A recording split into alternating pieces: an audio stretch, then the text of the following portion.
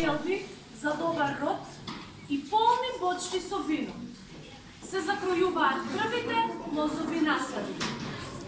Празникот посветен на Свети Трифун, чувар на лозијата и гостилниците, но и на брачната љубов и верност.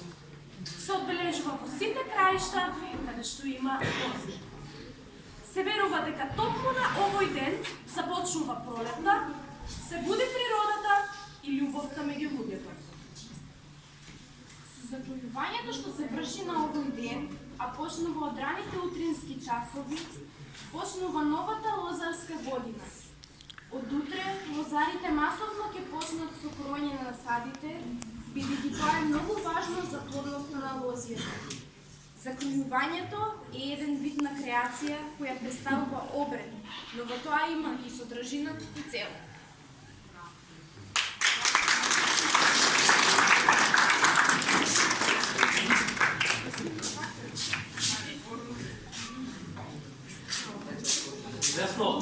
Зашто може? Што се разал пак? Ај спремне, торбата касна, што е доволно. А кај ќе одиш сега? Како кај чодам си дојшол кој му дужа? Ти синоќка, аш си дој пијан на носот си мрамориш, кој те слушнал, кој те разбрал?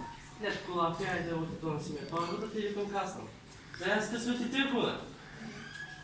Добро, не се дели, сега ќе се спремам, ајде. Си фани. Нито чисто, нито крпи и заборава да се това.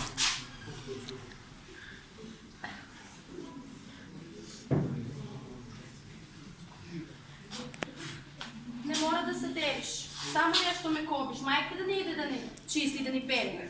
Имаш у торбата лепче, вино, ракија, кашо, адатот, значи. Треба да ставиш вино и ракија, ваа година да има поише беричет на мојско. Ајде, оди, јас со снежици да си кажа малце. Павло со снежа, престанете ли си само Ајде, со здравие, со здравие.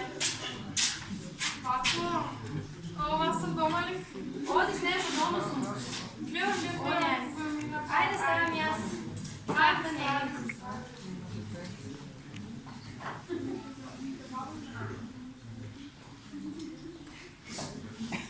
Еве по-плагичко, така го пиеш за... Седи, ајде сега да си го прикажеме малце. Ајде, ами што чаварахме? Се не излапено више. Днеска Свети Трифун, вие може да го изпратите на лодисто да пут закрое. Тук виж све излафено е. Тук, што ще вика, додам јас да вземем една Библија од дома. Па да прочитам нешто за Свети Трифун и malo нешто напишано. Одамна е таа, сигурно има нешто интересно. И па ајде, оди, че така работајте. Това моите жена умна ли умнава? Мисля, ваши шенци велични стигне. Ами това не стига пенюшките само ти на топа, не пазарна да остане. Нам па за топа е паметен сум. Което гладното да пада. Си иска едно шише вино, едно шише ракија, всяка огни да си дойдем. Но има да спът да пиеме. Чеки, как ќе го изкривам ја ова? Ја не знам да крам. Комши, ја вам, бе? Кажи, комши. Тебе дойде да окрам, ја не знам да крам. Те покажи ми за да знам. Па вака, кај населанието пред некој време не знае кој како не знае да кројат, кој како знае така си го да го кроеш.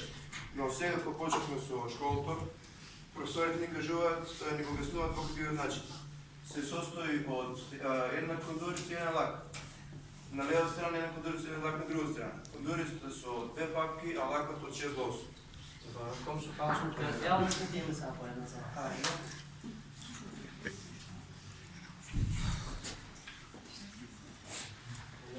Ема се. Стигнах, не можех да најдам, цела пише ништо. Ја го домаќен да си дојде, па не може да изпаднеш. Не, каде е бракот? Далеко е планината горе. Да даеш појдено. Чекай да го најдам јас сега. Има се зубено. Да има и зубено. Еве го. За ракија пак нема Трифун? Чупадам, че ти изсечам. Свети Трифун бил голем верник, христијанин. Така бил воспитуван од неговите мајки и тата. Исто така, тој имал дарба од Бог да може да ги надарува луѓето и да ги лекува. Имало римски цар, имал черка многу болна. Само Свети Трифун го знаел лекот. Кога бил во царството горе, Тој само што ја видел го знаел точниот лек за неа. И тој ја излекнал. И кога царот го видел тоа, многу богато го награди. И тој што бил многу добар човек и што сакал да помага на сите, но цело богатство го поделил на сите сиромашни семејства. И после, кога царот дознал дека тој бил христијанин, многу го малтретирале, го мачеле и на крајот се почина.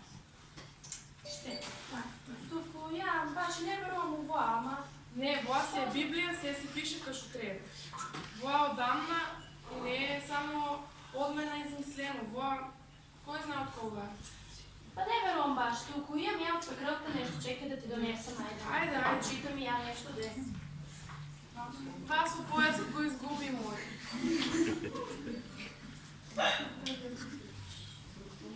Да зачистела малце. Прши ништо е од 5 прста. Па ја оживи еден куп.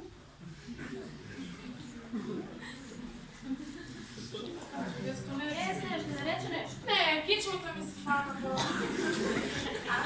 Заставам. Имам ја нешто, чекай да најдам дека е нешто имам.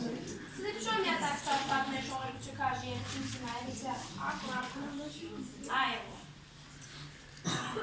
Трифун на ваа ден отишол че кројал на војско. Арно, ама го сакнала Богородица.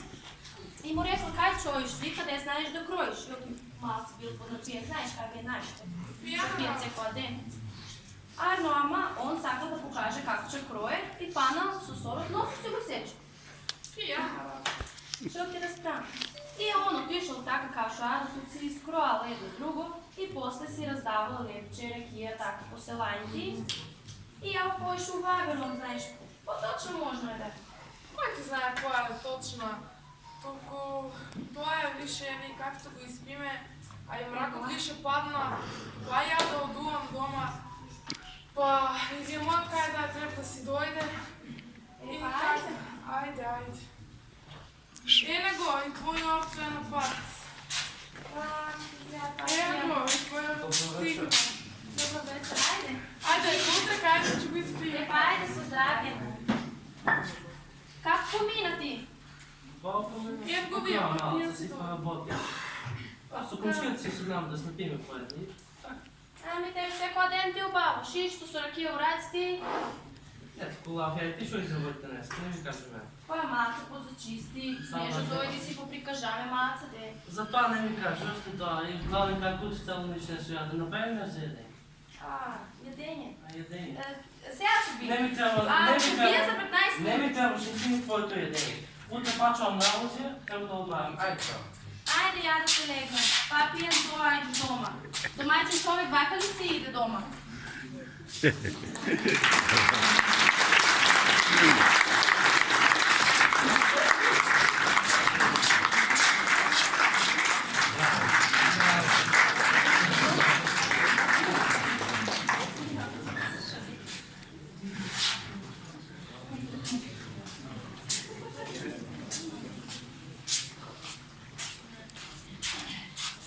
Виното е светлина во темнината.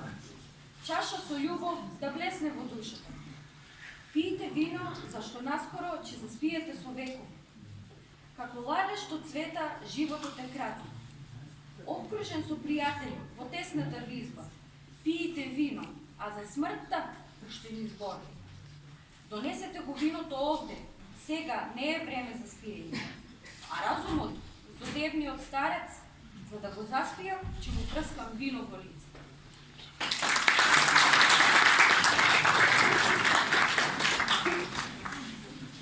Работата на лозовите насади не е ниту лесна, ниту пак едноставна. Тоа е вештина, занает што се пренесува со генерации, се надоградува и љубоморно се чува. Тешката земјоделска работа е исполнета со пот и крв, со жртви и самопрегор. Секоја нова сезона е еден почеток, неизвесен до самиот крај. Подигањето на нов живот и неговото одгледување е незаменив еликсир на вечноста. Тоа е основната сатисфакција на уморниот лозар кој упорно и покрај се не се откажува од неа, неговата хранителка и пријателка. Таа, лозата е негов придружник во животот, и во среќните, и во тажните моменти. Иако вермињата се менуваат, а и начините на производство на вино, останува аманетот да се произведува виното. Неја личи македонската трпеза без чаша убаво црвено вино. Нема собир или прослава без нашето македонско вино. Многу обичаи како неизоставен дел го имаат виното. Неколку капки црвено вино се ставаат во осветената погача со здравје и белина. Виното е феномен со благотворна моќ.